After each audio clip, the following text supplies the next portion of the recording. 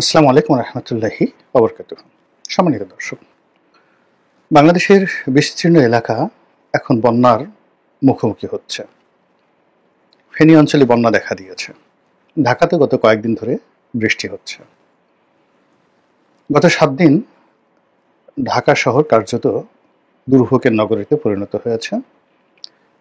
এশরাককে mayor পদে নিয়োগ লাভের জন্য বা নিয়োগ প্রদানের জন্য বিএনপি যে চতুর্মুখী চাপ প্রয়োগ করেছে যমুনার প্রতি, অর্থাৎ ডক্টর মোহাম্মদ ইউনূসের প্রতি, তারপর আইন মন্ত্রণালয়ের প্রতি, আর এই কাজটি কেন করা হয়েছে এজন্য এনসিপি আবার নির্বাচন কমিশনের প্রতি চাপ প্রয়োগ করছে।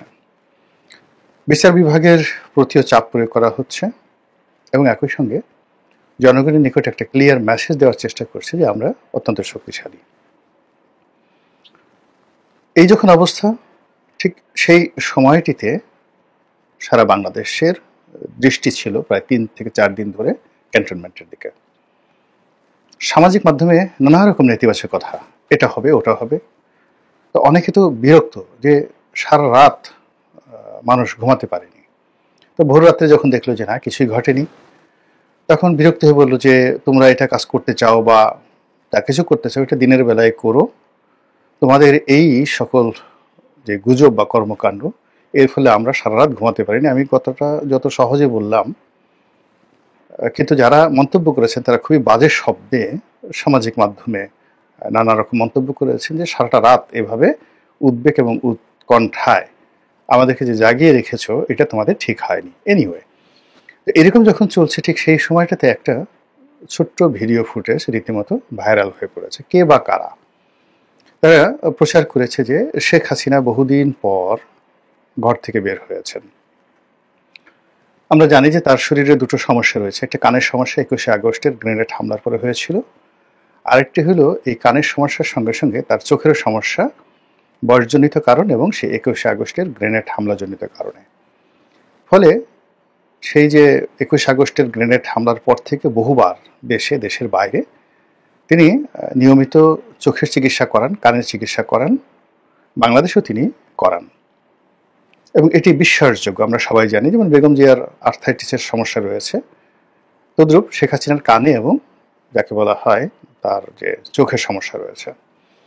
এবং এই দুটো সমস্যা মারাত্মক, ভীষণ রকম মারাত্মক। এবং এই দুটো সমস্যা যখন মানুষের খুব বেশি হয়ে যায় তখন তার শরীরের ইমব্যালেন্সড একটা মোড চলে আসে।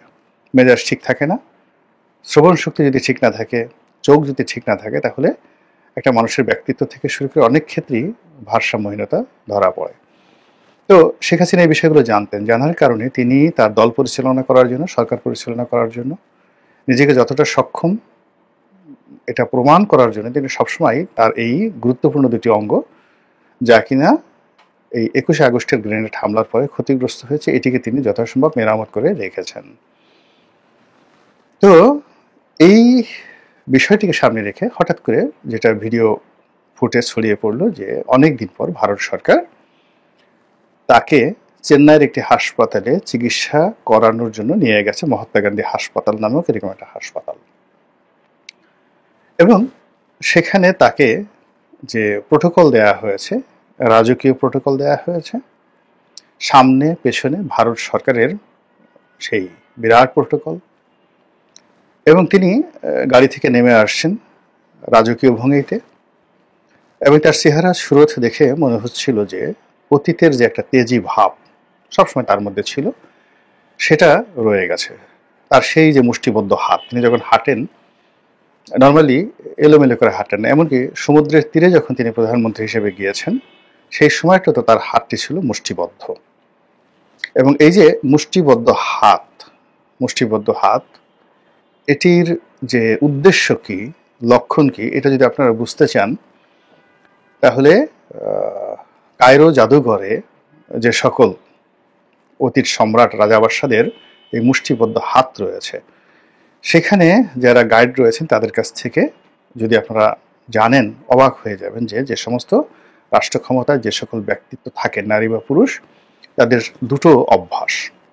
অর্থাৎ দেখবেন যে যখন সে কথা বলছে তখন দুটো পা সমতায় রেখে, অর্থাৎ একেবারে সোজাসুজি দুটো পা সমান অ্যাঙ্গেলে রেখে দাঁড়িয়ে মুষ্টিবদ্ধ হাত রেখে কথা বলছেন। এটা হলো একটা দৃশ্য।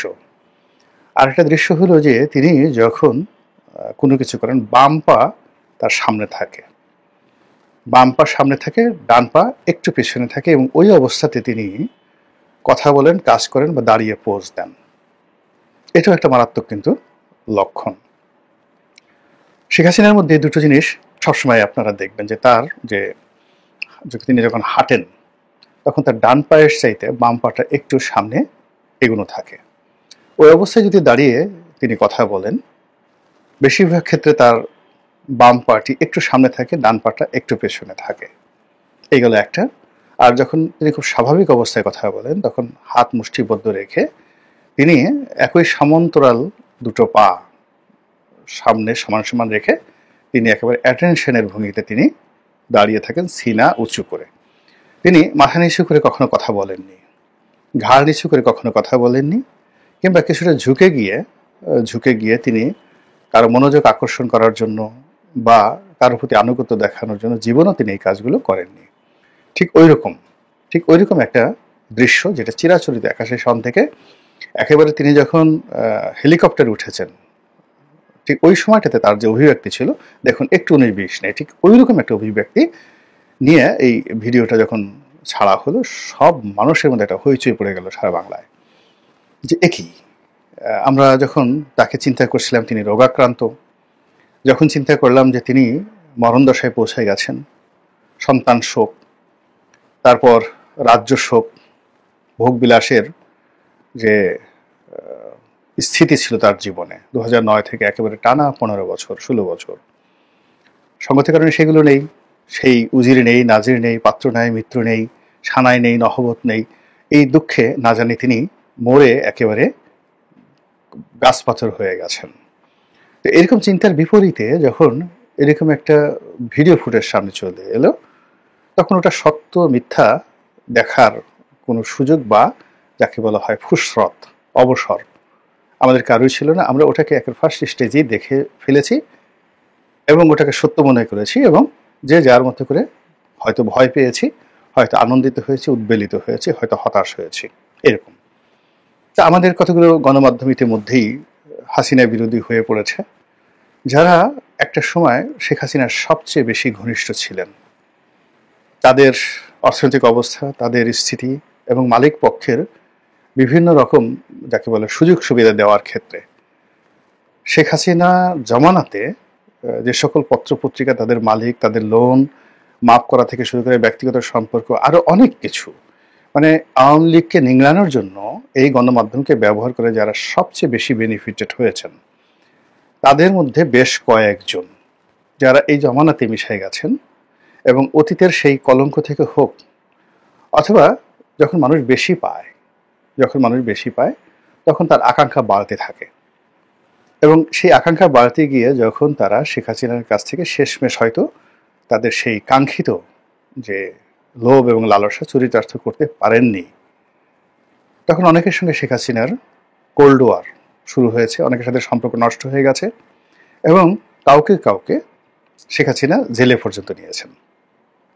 এ কারণে এরা ডুয়েল রোল প্লে করেছে, টাকা নিয়েছে শেখ হাসিনার কাছ থেকে, সুযোগ নিয়েছে, আর নিয়ে অন্য গ্রুপের সাথে গোপনে যোগাযোগ করেছে। এরকম যখন কিছু প্রমাণ এসেছে, এদেরকে আচ্ছা মতো ডলা দিয়েছেন, সিরিয়াসলি ডলা দিয়েছেন।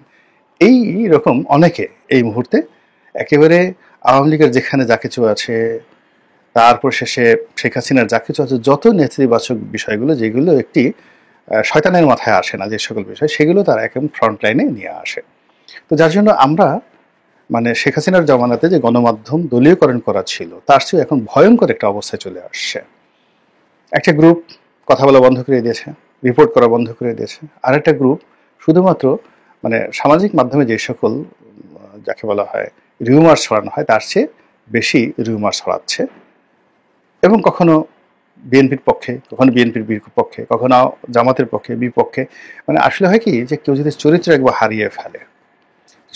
হারিয়ে ফেলে তখন তার কাছে আর কোনো কোয়ালিটি থাকে না, সে শুধু ওই অপকর্মই করতে চায়। কয়েকদিন আগে একটা সুন্দর ভিডিও দেখলাম, অসাধারণ একটা ভিডিও, খুব ছোট সংক্ষিপ্ত ভিডিও, আমেরিকার। তো সেখানে একটি রাস্তায় পতিতা ঘুরে বেড়াচ্ছে এবং পতিতাদের পোশাক আশাক বা বডি ল্যাঙ্গুয়েজ দেখেই বোঝা যায়। তো এক লোক ডাকলো যে তোমার রেট কত? তো পতিতা বললো $200। তো বললো যে $200 নিয়ে তুমি কি করবা? তো সে বললো যে তুমি যা চাইবে আমি তাই করবো, অ্যাজ ইউ লাইক।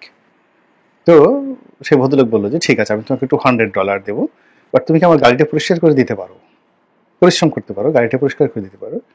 বিশ্বাস করেন সে পতিতা তেলে বেগুনে জ্বলে উঠল এবং তার কাছে মনে হলো যে এর চাইতে অপমানজনক প্রস্তাব আর হতে পারে না যে তাকে গাড়ি ধোয়ার মতো একটা কাজ করে $200 যাকে বলা হয় দেওয়া হবে, এরকম প্রস্তাব দেওয়া হয়েছে। সে বিশ্রী ভাষায় গালাগাল করে একেবারে রেগে মেখে তারপর সেখান থেকে সে চলে গেল। তো এরকম মানুষের মধ্যে দেখবেন যখন চারিত্রিক বিভ্রাট ঘটে তখন সেই রকম করতেই থাকে এবং খুঁজতে থাকে আইএমএ জাহিলিয়াতের মতো। প্রথমে হয়তো দেখা গেল কামালকে সে গালাগাল করছে, এখন কামালের গালাগালি শেষ, এরপর জামালকে ধরলো, জামালের গালাগালি শেষ, এরপর নিজের বাপকে ধরলো, বাপকে গালাগালি শেষ, মাকে গালাগাল শুরু করলো যে এই তুমি যে আমার জন্ম দিছ, তো সার্টিফিকেট দাও, এটা যে আমার বাবার ঔরসে হয়েছে, তার কি, তোমার চরিত্র খারাপ। এরকম অনেক গালাগাল দেওয়া সন্তানরা নিজের মাকেও পতিতাদের সঙ্গে তুলনা করে, নিজের স্ত্রীকে অশ্লীল অশ্রাব্য ভাষায় গালাগাল করে। এগুলো যে কোনো মানুষের চরিত্র নষ্ট হয়ে গেলে এরকম হয়ে যায় ধীরে ধীরে। তো আমাদের মিডিয়াতেও অনেক মানুষের এরকম চরিত্র নষ্ট হয়ে গেছে, যারা সবসময় নেতিবাচক বিষয়গুলোকে সামনে নিয়ে আসতে এবং প্রতিপক্ষ তৈরি করতে এবং সবসময় এটা পানি ঘোলাট করার চেষ্টা করতে থাকে, যেটির পরকাজটা এখন এই বাংলাদেশে সবচেয়ে বেশি চলছে। ফলে কি হলো, এই যে একটা ভিডিও ফুটেজ, এটা নিয়ে গণমাধ্যমে কোনো নিউজ আসা বা আলোচনা করা, এটা আমার কাছে, আমি আলোচনা করতামই না। দেখলাম যে এরকম অনেকগুলো মিডিয়াতে এটা নিয়ে আলাপ আলোচনা হচ্ছে এবং তারা অনেকে বলার চেষ্টা করছে বিভিন্ন আকার ইঙ্গিতে, আমি সেটা নিয়ে আর এখন বললাম না। ব্যাপার হলো যেটা, যে এই ভিডিওটি তারা ফ্যাক্ট চেকিংয়ে গেছে, রিউমার চেকিংয়ে গেছে এবং সেখানে গিয়ে তারা দেখতে পেয়েছে যে এটা একটি ফেক ভিডিও। এটা 2016 বা 17 সনে সে ইউরোপে গেছে, অন্য জায়গাতে গেছে, ইত্যাদি ইত্যাদি। কিন্তু যা সর্বনাশ হবার তা কিন্তু হয়ে গেছে। এটা পুরনো হোক নতুন হোক, ডাজ নট ম্যাটার। মূল ব্যাপারটা হলো যে যারা এই ভিডিওটি প্রচার করেছে তাদের উদ্দেশ্য কিন্তু সফল হয়েছে। তারা মানুষকে ভয় দেখাতে পেরেছে, মানুষের মনে আশার সঞ্চার করতে পেরেছে, মানুষের মনে হতাশার সৃষ্টি করতে পেরেছে। এবং এটা বর্তমান যে গ্লোবাল মার্কেটিং, যেটাকে বলা হয় বিহেভিয়ারাল ইকোনমি, মানে ব্যবহারিক অর্থনীতি, এবং যেটিকে বলা হয় ব্যবহারিক রাজনীতি, অর্থনীতি থেকে রাজনীতিতে আসে, মানুষের ব্যবহার, মন এবং মস্তিষ্ককে নিয়ন্ত্রণ করে রাজনীতি করা এবং ব্যবসা করা। এটা এখন এই পৃথিবীর সবচেয়ে বড় ট্রেন্ড। যারা এই কাজগুলো করে তারা যে কোনোভাবে আপনাকে লোভাতুর করে ফেলবে, লোভ দেখাবে। এই যে একটা মানুষ জেল করে, জেল খাটে, জুলুম ভোগ করে, মানে জীবনের 90% সময় সে কাটিয়ে দেয় জেলে গিয়ে একটি দল করার জন্য। কেন? ভীষণ রকম তার লোভ কাজ করে। এখানে আদর্শের চাইতে লোভ কাজ করে বেশি, যে যদি দল কখনো ক্ষমতায় আসে তাহলে সে সারা জীবন যে কষ্ট করেছে ওটা এক সপ্তাহের মধ্যে সে হাসিল করে নেবে, উসুল করে নেবে। এবং এটা শেখ হাসিনার পতনের পর আমরা দেখেছি। এটাকে বলা হয় গ্রিড, এবং এটা অর্থনীতি সব জায়গাতে এটা কিন্তু ব্যাপকভাবে প্রয়োগ করা হয়। আরেকটা হলো ফেয়ার, মানুষের মনের মধ্যে ভয় তৈরি করা, এবং ভয় তৈরি করে ব্যবসা করা হয়, ভয় তৈরি করে রাজনীতি করা হয়। এখন যেমন আওয়ামী লীগের লোকজন ভয় পাচ্ছে, ভীষণ রকম ভয় পাচ্ছে।